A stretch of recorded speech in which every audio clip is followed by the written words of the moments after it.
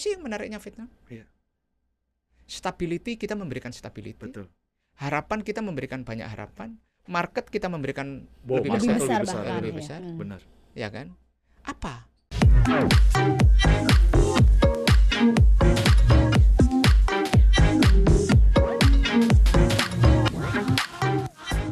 Tax insentif, tadi kan soal bagaimana meningkatkan pajak. Nah, kita kan baru dengar nih, ESA juga baru bikin riset. Pak Prabowo kan punya target 8%. Negara tetangga kita, Vietnam, berhasil Mas, 7%. Iya. Dengan berbagai macam, kalau kita ngomong kan nih soal daya saing, tax insentif tadi udah banyak dilakukan, tapi kita lihat sektor industri kita juga belum banyak bergerak gitu loh Mas. Mas ngelihatnya daya saing kita nih seperti apa sih Mas, dan apa yang menjadi kira-kira misi dari Komisi 11 buat meyakinkan bahwa Indonesia ini tempat yang bagus buat berinvestasi, nggak kalah sama negara-negara lain Mas. Orang selalu membandingkan kita dulu ketika ASEAN itu ASEAN 5, orang membandingkan kita dengan Thailand. Terus kemudian Malaysia. Betul. Dan sekarang orang mulai membicarakan Vietnam Betul. sebagai kontender, penantang. Betul. Selalu saya sampaikan. Dan kemudian apakah Vietnam ini pesaing yang ideal buat kita? Itu. Coba kalau kita bedah individualnya. Di dalam ASEAN, Vietnam itu kan adalah pendatang baru di ASEAN. Betul. Di dalam kawasan ini yang tadinya 5, kemudian bertambah Vietnam, Betul. Kamboja, Betul. Laos, Laos, Timor ya. Leste, ya kan? Dulunya kan itu. Lah, dulunya kan cuma Indonesia, Malaysia, Thailand, Singapura, Filipina. Kemudian nggak lama Brunei masuk. Betul. Dan sebagainya. Lah, inilah Timor Leste belum kan ASEAN ya. Lah, ini sekitar 52% PDB ASEAN itu Indonesia. Betul. 52%, bahkan 54. Ya. Vietnam cuma bagian dari 48. Betul. Yang dibagi oleh negara yang banyak itu. Ya. Kemudian kenapa kita mengkhawatirkan Thailand? Karena Thailand merebut investasi asing yang ikonik. Betul. Bayangkan, Otomotif. Samsung memilih elektronik. meninggalkan Indonesia, melakukan investasi yang nilainya ratusan triliun elektronik mereka di Vietnam, dan membuat Vietnam menjadi negara eksportir terbesar elektronik ke Amerika. Sekarang Mas. Iya. Dengan Gede produk banget, Samsung. Salah satunya. Saya tidak promosi merek. Kemudian kita ingin menarik investasi yang namanya Apple. Betul. Yang ikonik juga. Betul. Di kalangan generasi baru kita. Produk-produknya High tech lagi Mas ya gitu ya. Kemudian yang menjanjikan investasi di Indonesia kemudian memilih. Kemudian orang membicarakan apa sih yang menariknya Vietnam? Stability, kita memberikan stability. Betul. Harapan, kita memberikan banyak harapan. Market, kita memberikan Wow, lebih besar. lebih besar. Benar. Ya kan? Apa? Kemudian orang mulai menganalisis. Ketika kemudian komponen tax rate itu menjadi sebuah faktor Itu sangat berpengaruh ya Mas ya? salah satu. Bukan satu-satunya. Contoh, ketika misalnya Global Consulting ketika memberikan brief investasi foreign direct investment kepada klien-klien besar mereka akan mengatakan, mereka memberikan list. Politik stability Indonesia bagus, Vietnam bagus. Benar. Pertumbuhan ekonomi Indonesia bagus. Walaupun Vietnam 7, Indonesia 5, tapi sizingnya, quality dan sebagainya mungkin Indonesia lebih. Kemudian orang membandingkan. Ya kan? Political stability sudah, ini sudah, tax rate. Lah, disitulah orang mulai melihat. Ya kan? Upah buruh mungkin sama. Benar. Produktivitasnya productivity juga mungkin. Kemudian orang melihat fasilitas pelabuhan. Benar. Dan sebagainya. Lah, berikutnya kan orang hanya berbicara soal apa sih tax rate. Benar. Baru ke orang berbicara tentang apa geopolitiknya. Benar. Kita mempunyai geopolitik non-alliance, yaitu non-block, yang tidak berpihak ke barat, tidak berpihak ke timur, itu kan menjadikan nilai lebih. Benar. Bahwa kita tidak mau memberikan beban-beban politik kepada urusan ekonomi. Benar. Ya kan? Pokoknya yang benar kita bela, yang salah kita salahkan salah. Itu bagian dari membangun peradaban dunia politik internasional kan. Lah, ini kemudian di ekonominya apa? Nah, ekonomi kita menyampaikan, analis mengatakan, ini kalau kemudian tax rate dijadikan kompetitif, daya saing kompetitifness, maka ini mau nggak mau kita harus mulai serius membicarakan besaran tarif pajak kita. Kita harus mulai serius. Karena apa? Kalau instrumen tarif digunakan, ini mulai tidak sehat nih. Perang tarif.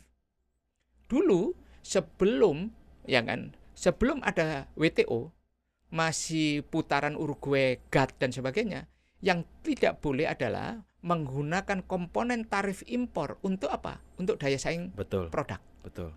Maka lahirlah WTO. Nah, sekarang itu sudah terjadi harmonisasi sistem dalam sistem pabean. Sehingga kalau mereka menggunakan sistem tarif sebagai barrier to entry barang dalam persaingan global, mereka mengenakan tarif dumping. Kalau ada pengaduan dalam dispute settlement body. Nah, kalau kemudian pajak dijadikan tarif, ini kan udah mulai nggak sehat nih. Nah, apa yang harus kita lakukan? Apa, Mas? Ya, kita harus melihat apakah kita cukup ideal untuk kemudian mempertahankan tarif itu.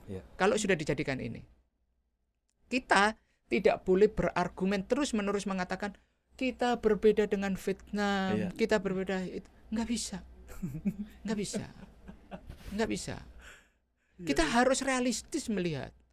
Kita butuh lapangan pekerjaan. Betul, Mas. Rakyat kita perlu dikasih pekerjaan. Betul, Mas. Rakyat kita harus punya pekerjaan-pekerjaan formal. Generasi-generasi baru yang lulus dari dengan kuliah lulus dari SMK advokasi dan sebagainya, D3, D4 dan sebagainya, yang pintar-pintar dan mempunyai experience pendidikan ini harus dikasih experience pekerjaan. Betul.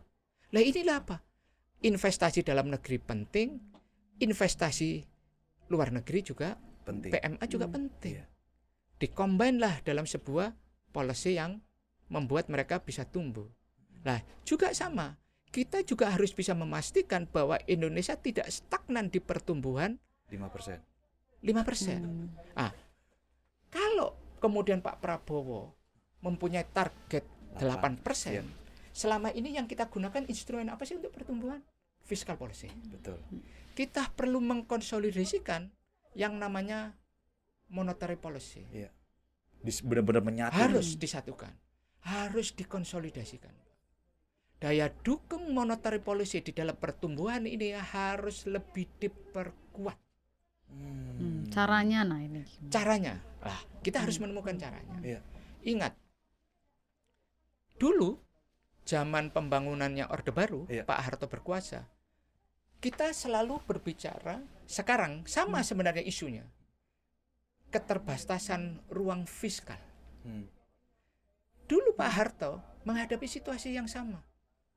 Bedanya adalah zaman Pak Harto, ruang fiskal yang terbatas itu kita mengalami, kalau dulu sekarang kita menggunakan istilah APBN defisit, kalau dulu APBN berimbang.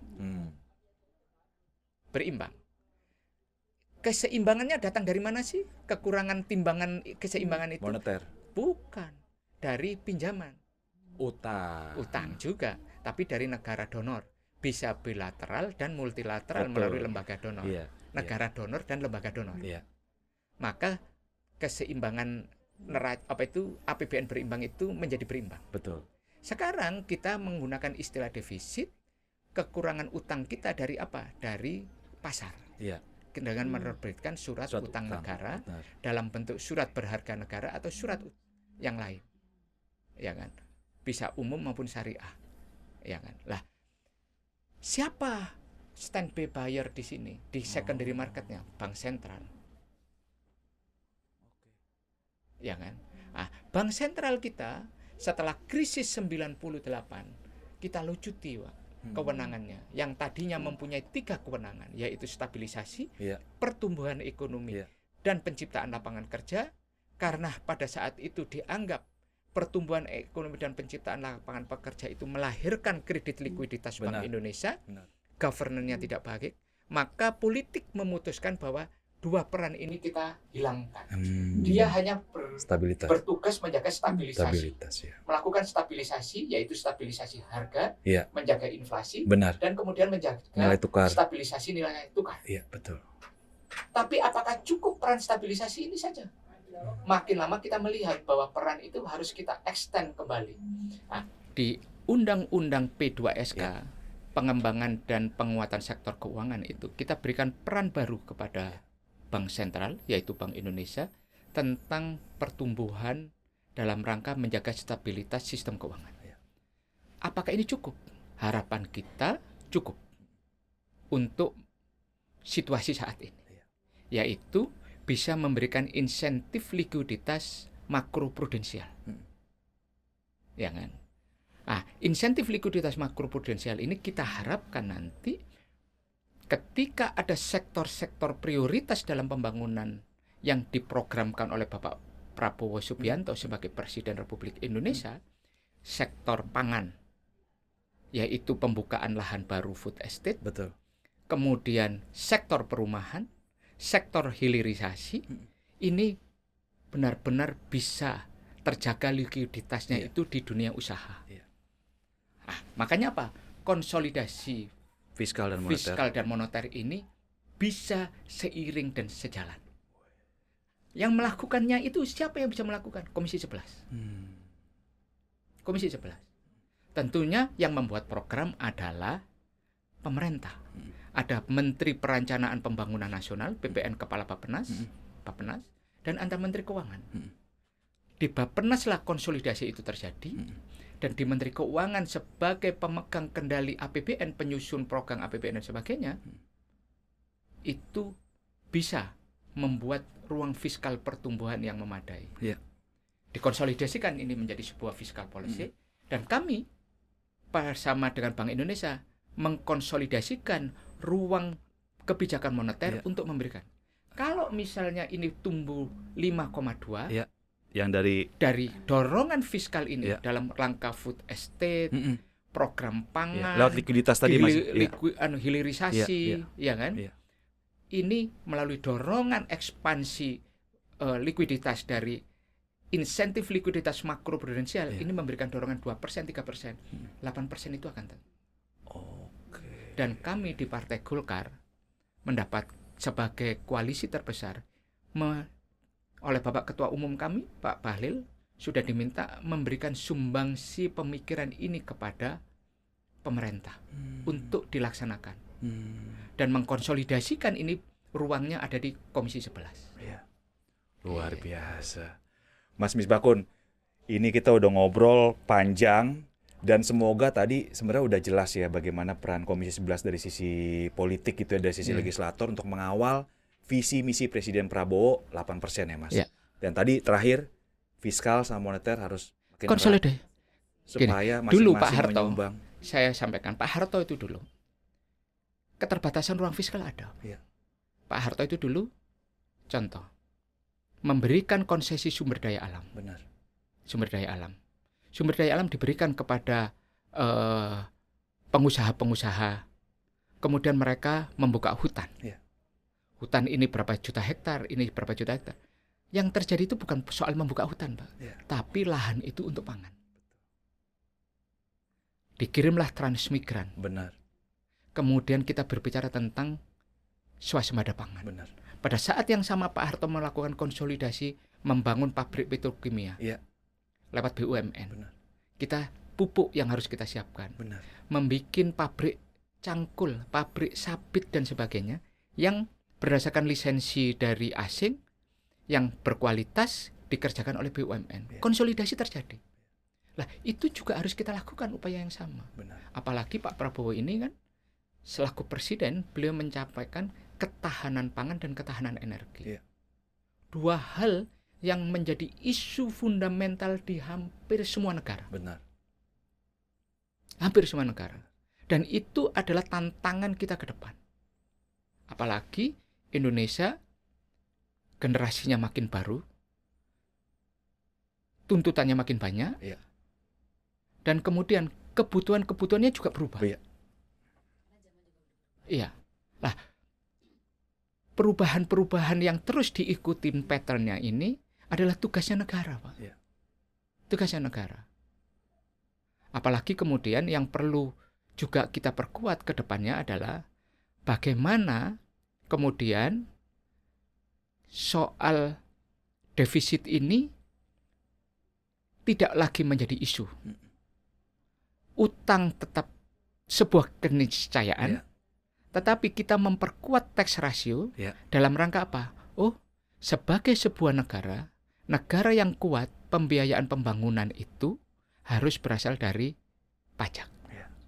Contoh yang tadi saya sampaikan di pertengahan pembicaraan kita, kalau tax ratio kita 16%, dengan volume PDB kita 22.000, itu penerimaan pajak kita udah di atas 3.500 triliun, Pak. Itu modal. Udah bisa membiayai APBN itu. Ya, 3.500 triliun, penerimaan biaya cukai dan pabean belum lagi sekitar 300, benar. PNBP sekitar bisa 400, 4.000 ya? 4.000 lebih, Pak. 4.000 lebih, APBN kita surplus, Pak. Luar biasa. Rakyat bisa sejak, waduh. Dan modeling negara-negara G20 itu rata-rata tax rasionya sudah di atas 14%. Berarti ada kemungkinan dong, Mas, dengan skema yang tadi kita bebas nggak ngutang lagi, bahkan punya surplus. Itulah yang kata Bung Karno mengatakan, kemerdekaan itu bermakna kebebasan, kemandirian, dan kedaulatan. Wih, luar biasa. Mas Misbakun, semoga apa yang sudah dibicarakan, yang di CCA itu bisa kita capai ya, Mas ya. Terima kasih banyak atas kehadirannya. Semoga nih Mas bukan yang pertama nih Mas. Besok-besok kita bisa ngobrol-ngobrol lagi kalau ada siap, Mas Ranil. Oke, teman-teman, pemirsa podcast Cuap-Cuap Cuan, demikian obrolan panjang kita dengan legislator ulung, ekonom juga bisa kita bilang, ekonom yang ekonom yang sudah berpengalaman luar biasa. Demikian pembicaraan kita, semoga bermanfaat buat kita semua. Sampai jumpa lagi di segmen koneksi Cuap-Cuap Cuan. Terima kasih semuanya. Sampai jumpa. Sampai jumpa. Ya, makasih. Sama-sama Mbak Eca, Mbak Nusdanel.